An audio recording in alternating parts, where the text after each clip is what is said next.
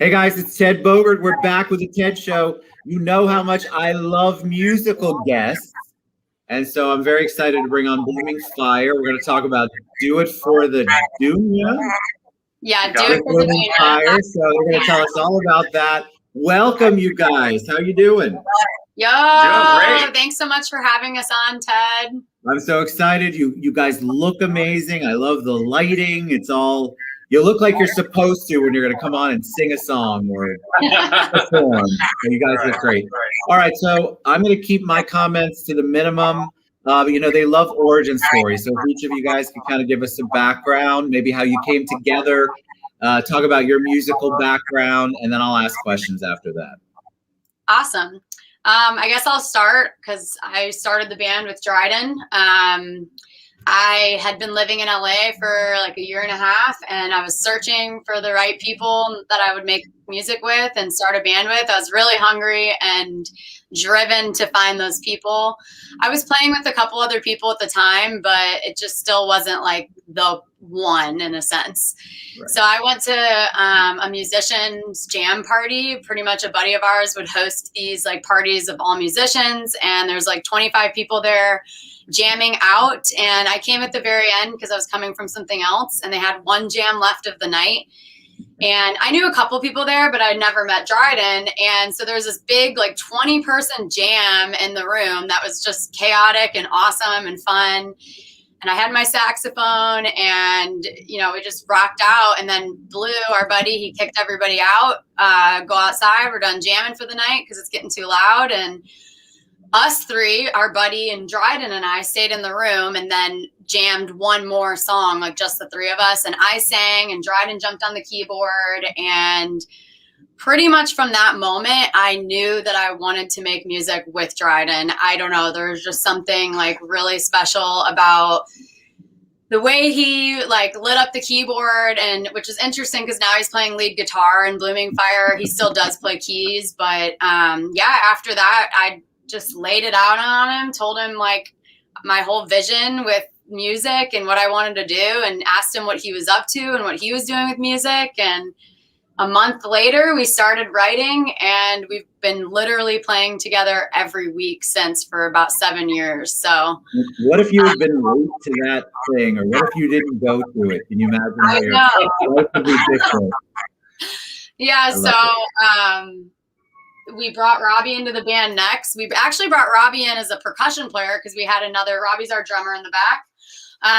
We already had a drummer at the time, so Robbie came in on percussion, and then through the years, we parted ways with our original drummer, and Robbie stepped up to the plate. But before Robbie even became our like full drummer, Ian and I are brother and sister. He's 7 years younger than me.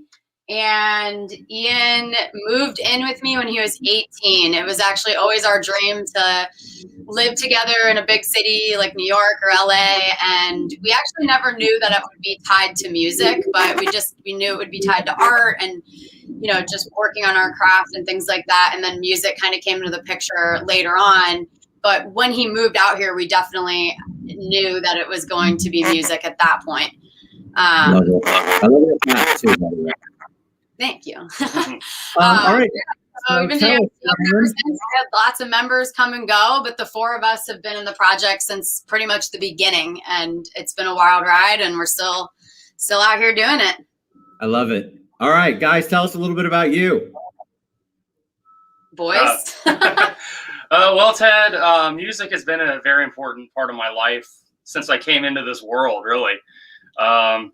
In my earliest memories, I just remember like music kind of guided me in, you know, my emotions and my upbringing and, you know, where I was headed, my emotions, my feelings, everything. It was just kind of like the core of the life experience, if you will. So, you know, I got into music at a really early age. I found out that I could play by ear really early on. My mom came in my bedroom when I was like 8 years old, and I was not playing the guitar riffs from the Beatles, but I was playing the melody lines, like the vocal melody lines on guitar by ear. Wow. And yeah, it runs in my family on my mom's side. So a lot of people on that side of the family have that gift. And she knew right away that I had it, as did I. And you know, I started my first band when I was 15. You know, it was always my dream just be in a band, period, even if it was just play a few shows here and there. And I did that when I was 15. That was my first band, and I knew right away that like that was what I want to do with the rest of my life. Like that feeling I got on stage, it was just when you put out there something that you're creating that's sacred and you're getting that energy back, it's like the most amazing high I could possibly imagine. There's nothing like it. I've been chasing the dragon ever since. You know, after I graduated from college, I'm from Virginia, by the way. I went to school at Radford University in Southwestern Virginia. And after that, I moved out here to the West Coast and started a band right away. I was living in LA, which is where I still reside. And, you know, I had a little bit of success with music here and there, but I was actually at one point as I was nearing 30, I was about to hang it up on the shelf. And then I met Sierra here, hence the origin story. And then I knew right away that I had found my family band, that I found the people that I wanted to create with for the rest of my life. I love that. I love that. All right, guys in the back. Robbie here from St. Louis. Pretty much on my whole dad's side, everyone plays guitar, and so they needed a drummer. So I was born. I love it. I started playing drums when I was 10, and then I moved out to LA when I was 19. I met the band when I was 23. I moved out to LA for life. In a way, but also in a search of a band that I wanted to play music with. I was always attracted to bands. Like I always, you know, all my favorite drummers, they've been with the same band since the beginning. So I was always attracted to that. So when it came to playing with, you know, certain people, certain band, it was something that I was really searching hard for it. You know, I was playing with a lot of guys and nothing really stick. But once I saw these guys, I was sold for it. You know, but now I'm here 7 years later. Love it. I also like your hat. That's good. All right, last but not least. Yeah, my name is Ian. I do like the hip hop vocals. My origin of just hearing music is definitely growing up around it. My dad has always been in a rock and roll band. He's still in one now. My mom always loves to sing and, you know, destroy our ears with her beautiful, lovely singing voice that she was gifted with. It's awesome. So if you ever see her or meet her, ask her to sing your song because it's great. And, you know, I grew up in listening to a lot of like classic rock and the blues, and somehow hip hop came into my life, finding like Outkast and I guess Rage Against the Machine. They're a little more rock, but that's definitely the first like hip hop style. And then just once I got into high school, grew up, started messing around with hip hop music. I definitely didn't really ever see myself being in a band ever really. The first music that I was making was just solo over just random beats, and I moved out to California, and I was lucky enough that my first real live performance was with a group. Because I don't know if I wasn't your first show House of Blues? No, oh, okay. The first show I was like the second Super or third trippy or something. Yeah. Oh yeah. But yeah, I don't. Yeah, it's nice to have the first live show with a group of people rather than yourself.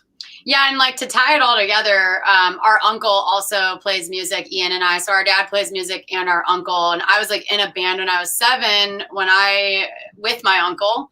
So all of us kind of found music and our connection with music, like from our family members. We don't have anyone famous in our families or anything like that, but just a genuine like connection to music. And they inspired us, you know, all these bands and, you know, other musicians inspired us, but it was really like our family that brought it out of us. Absolutely. So we had lots of questions before we went live.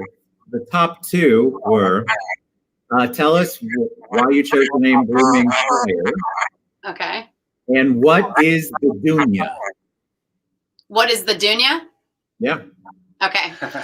Blooming So, Fire, we're a very voting type of band. Nobody has like the end all be all, even though I am Mama Bear. That she is. We do all like decide on, you know, the next move and the names and all this stuff together. So it was a vote that we came up with Blooming Fire, but we really wanted our name to represent something that would grow with us over time. We wanted the name to represent something that would have a deep meaning for our fans as well, and just carry a lot of weight. We really wanted when somebody heard that, like, what does that mean? What does it come from? And really the meaning behind Blooming Fire is to infinitely bloom the fire within your soul. All of us, not just us in the band, but all of us humans, we really have like, you know, a spark of like inspiration and love and this feeling of, you know, just that fire inside of us, things that get us lit up, and it's different for different people, but that's the thing we should be following more in life, and really feeding that energy and blooming that fire and building that up. So that's kind of where the name and like the logo all ties in together, like infinitely bloom the fire within your soul. And the Dunia, so it's Dunia. It's the title track off of our last EP, which was called Dunia. And Dunia means earth in Swahili. The lyrics in the song are beloved earth home. So like the chorus is Mpendwa Dunia Nyumba, which means beloved earth home in Swahili. I took Swahili in college. It's random, but I love language. We always are trying to incorporate little snippets of different languages into our music, and we don't want that to become a lost thing. But yeah, Dunia, do it for the Dunia, this little like hashtag that we've been using is pretty much like do it for the earth. And we mean that in like two sides. One, like get outside and do it, like verb it's what you do, like enjoy the earth, you know, play, be, you know, really just a playful spirit. But then also do it for the Dunia, do it for the earth is like, what can you do to give back? How can you live more sustainably? How can you, just do it for the earth, do it for the Dunia. I love it. I didn't know. I did Google it before I got on, so I wasn't completely ignorant. But so many people asked about it, so I love it. All right, tell us what you're going to perform. We're going to perform Dunia. That's appropriate. We're going to do our song Dunia.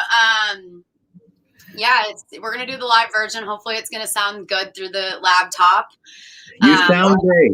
So I'm going to take myself off and mute myself. And if you guys need a minute or two to get ready, let's do it. Okay. Are we coming back to talk after, or is this it? Yep, we're coming back to talk after for a second. All right. That just lets us know if we need to have the chairs ready. You're good. All right. So here comes Blooming Fire and Dunia.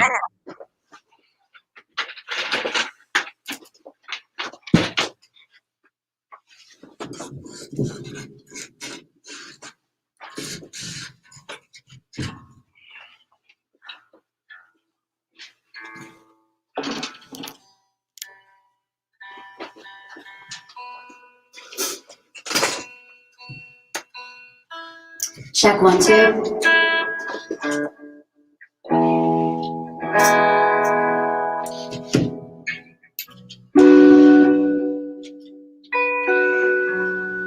How's the mic coming through, everybody? All right, guys. So we're Blooming Fire, and this song is called Dunia.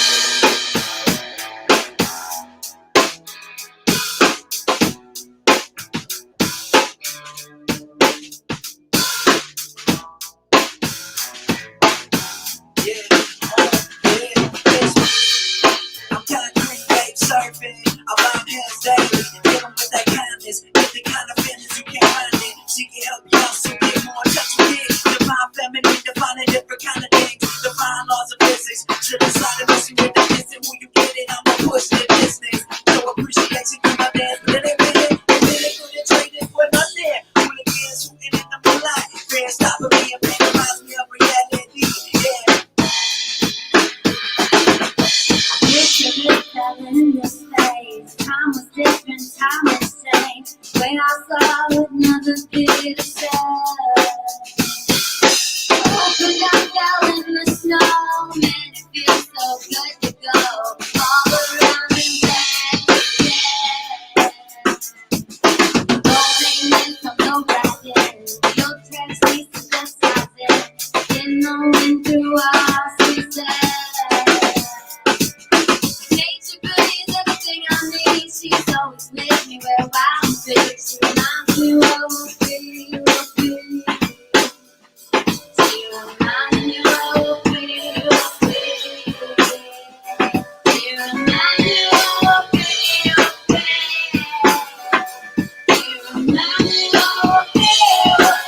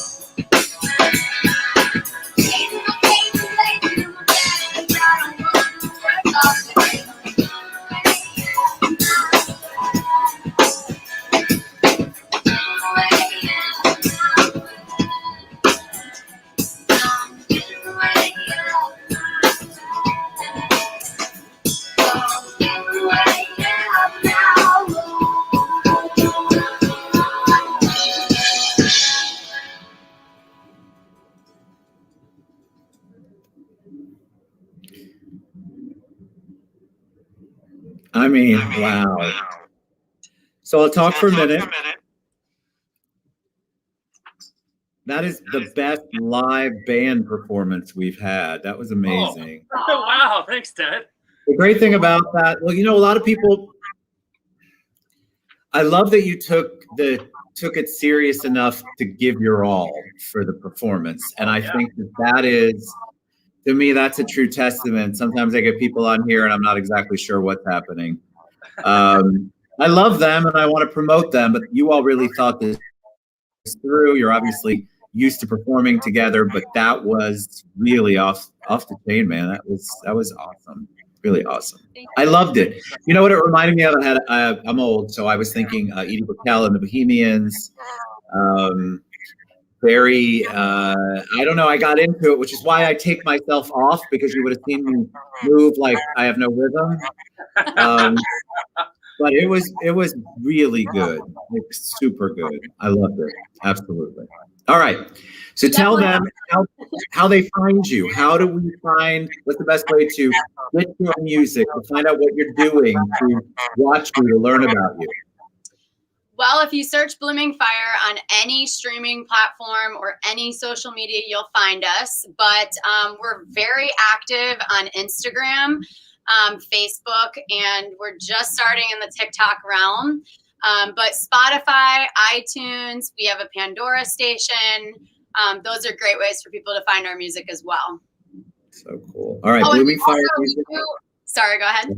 No, please go. One other cool thing that we started this past year is we started this exclusive mailing list for our fans called the Earth Headz. And it's like a fan community.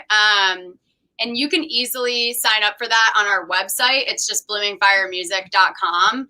And it's just a really beautiful community. No trolls, lots of good vibes, people coming together about music and nature. We host the group in Facebook, but we're sending emails and there's a texting list and all kinds of stuff like that. So if you want to stay super connected with us, that's the way to do it. That was really fantastic. I really do want to give you kudos again for bringing it, like not just performing mediocrity.